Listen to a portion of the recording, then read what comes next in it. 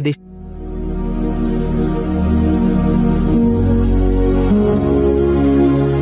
Olá, meu querido irmão e minha irmã, a paz do Senhor Jesus. Aqui é o pastor Antônio Júnior e eu desejo que neste dia Deus derrama das bênçãos dele, que Deus te capacite e te fortaleça. Por isso eu vou trazer uma mensagem aqui que veio do coração do Pai, uma mensagem abençoada, e ao final eu vou fazer uma oração por você. Então, antes de nós começarmos essa mensagem, já deixa aqui o seu like, se inscreva no meu canal e ative o sininho para você receber as notificações do YouTube assim que eu colocar o próximo vídeo, tá bom? Hoje nós vamos falar sobre algo que nós precisamos muito, que é de paz no coração. Você já deve ter percebido que o mundo está cada vez mais nervoso, deprimido, não é mesmo?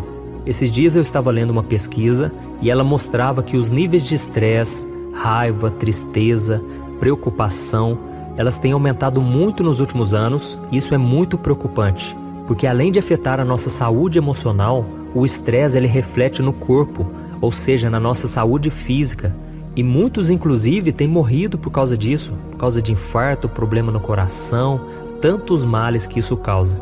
Eu me lembro que meu pai ele sempre dizia uma coisa: eu não conheço ninguém que tenha morrido por excesso de trabalho, mas tem muita gente que morre por excesso de estresse, excesso de preocupação, excesso de ansiedade, tem muita gente que sofre por causa disso. E é verdade. Por isso é tão importante que a gente busque a paz interior.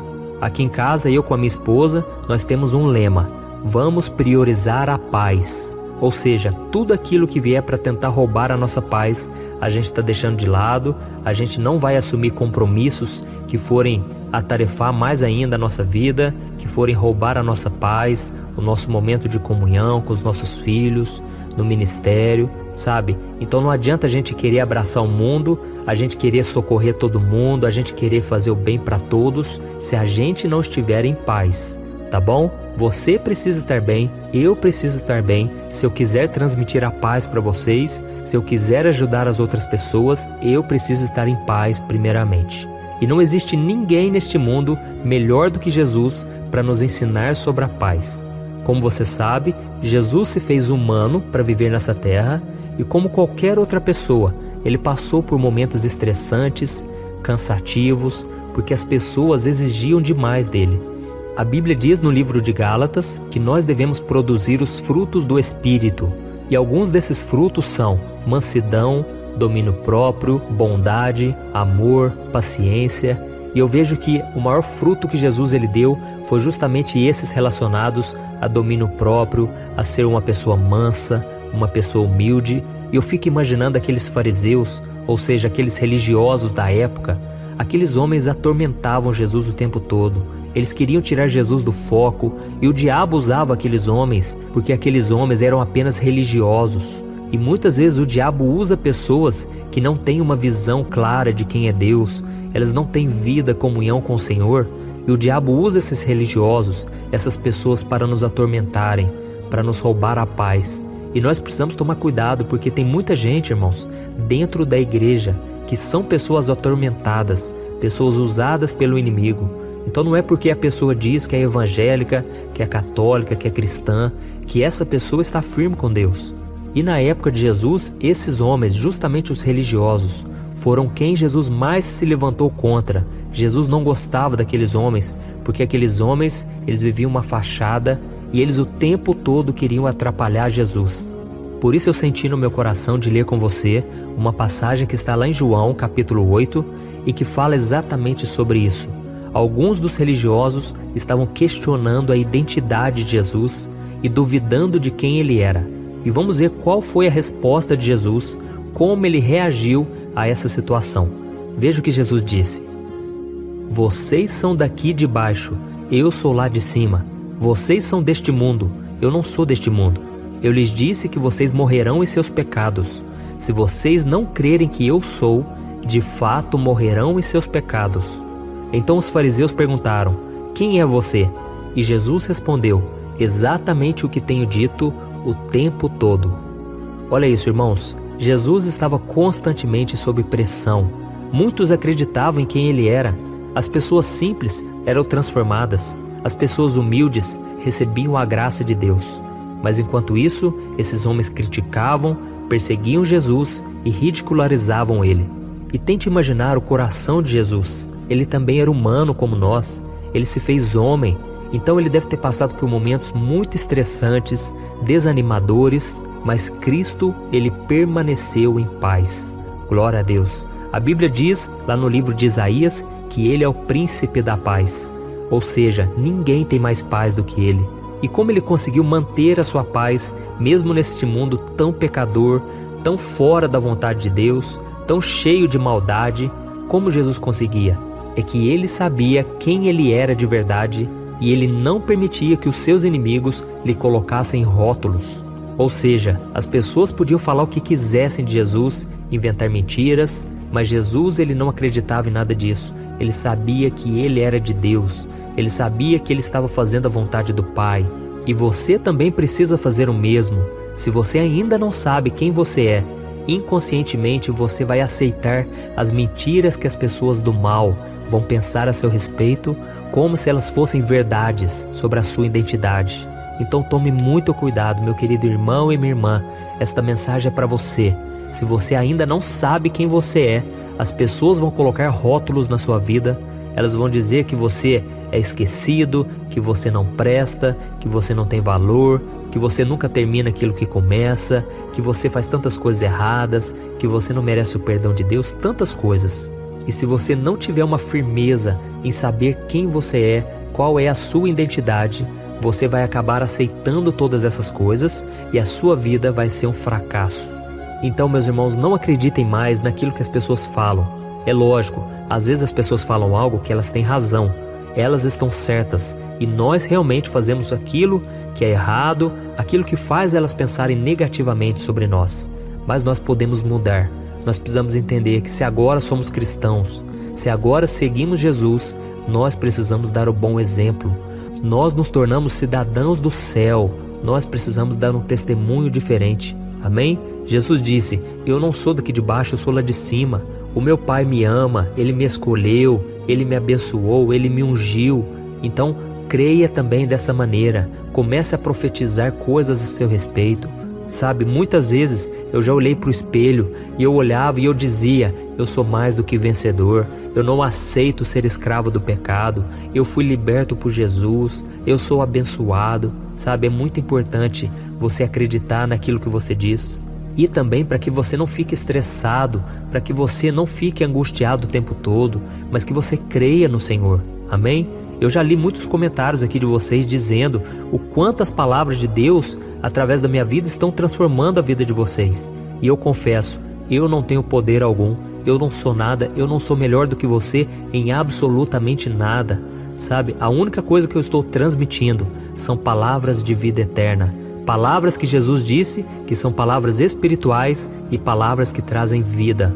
E é isso que vai mudar a sua vida a partir de hoje e todos os dias. Amém? Então você não vai conseguir viver em paz se você deixar que as pessoas te rotulem, se você deixar que as palavras dos outros te machuquem. Proteja o seu coração. A Bíblia diz lá em Provérbios capítulo 4, versículo 23, que se existe algo que nós devemos proteger na nossa vida, é o nosso coração, porque é dele que procede todas as fontes da vida.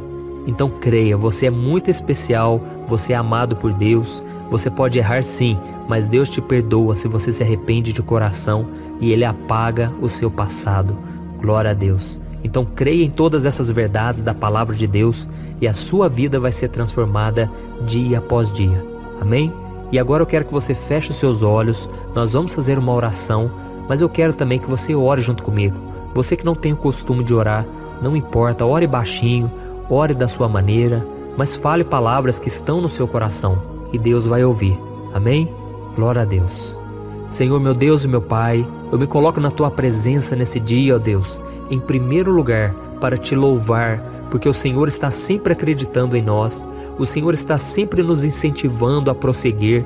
Quantas vezes, meu Pai, nós pensamos em parar, mas hoje nós estamos aqui reconhecendo, até aqui a Tua mão tem nos sustentado, o Senhor tem nos fortalecido e eu creio que o Senhor fará muito mais nas nossas vidas. Oh Deus, nós reconhecemos também que sem a Tua palavra, sem a Tua presença, nós não conseguimos sair daqui, nós não conseguimos vencer os desertos do dia a dia. Oh Deus, assim como Jesus disse, nem só de pão viverá o homem, mas de toda a palavra que sai da boca de Deus. Oh Senhor, nós cremos na Tua palavra, ela vem até nós como um refrigério.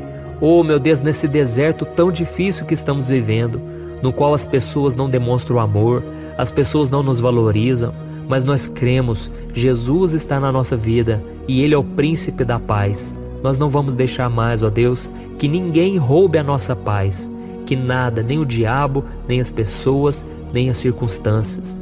Oh meu Deus, que o Senhor venha nos abençoar, venha nos ajudar, Senhor, a não vivermos estressados, roendo as unhas o tempo todo, preocupados, depressivos. Tira-nos, Senhor, dessa angústia da alma, tira de nós, Senhor, essa ansiedade, que nós possamos olhar para Jesus, nos alimentarmos espiritualmente da Tua presença, para que nenhum mal nos atinja, para que a gente não seja abalado diante das lutas do dia a dia.